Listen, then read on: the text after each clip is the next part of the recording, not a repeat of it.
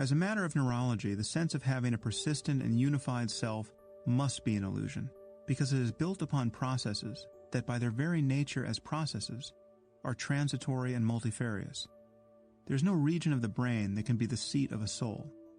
Everything that makes us human, our emotional lives, capacity for language, the impulses that give rise to complex behavior, and our ability to restrain other impulses that we consider uncivilized, is spread across the entirety of the cortex and many subcortical brain regions as well. The whole brain is involved in making us what we are, so we need not await any data from the lab to say that the self cannot be what it seems.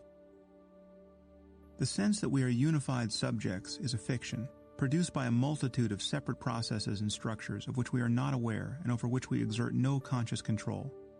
What is more, many of these processes can be independently disturbed, producing deficits that would seem impossible if they were not so easily verified. Some people, for instance, are able to see perfectly, but are unable to detect motion. Others are able to see objects and their motion, but are unable to locate them in space. How the mind depends upon the brain, and the manner in which its powers can be disrupted, defies common sense. Here, as elsewhere in science, how things seem is often a poor guide to how they are.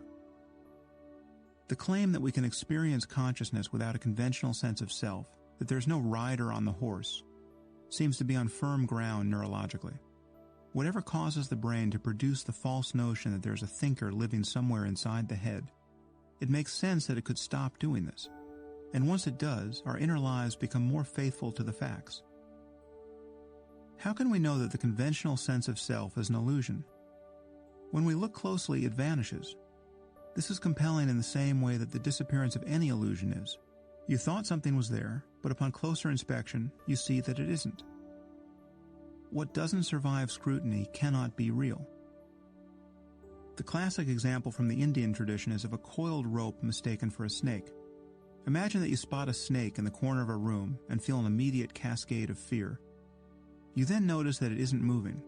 You look more closely and see that it doesn't appear to have a head. And suddenly you spot coiled strands of fiber that you mistook for a pattern of scales. You move closer and can see that it is a rope. A skeptic might ask, how do you know that the rope is real and the snake an illusion?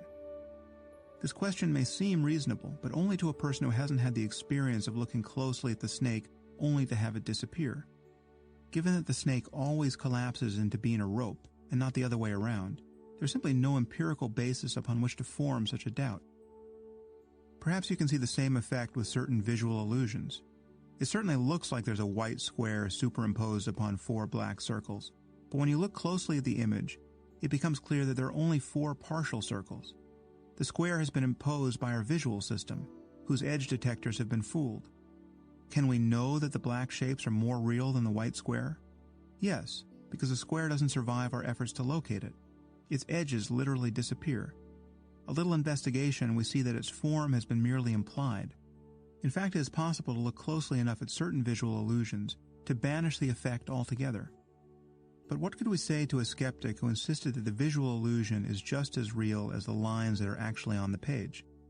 This is not necessarily a matter of debating third-person facts. It's a matter of looking more closely at experience itself.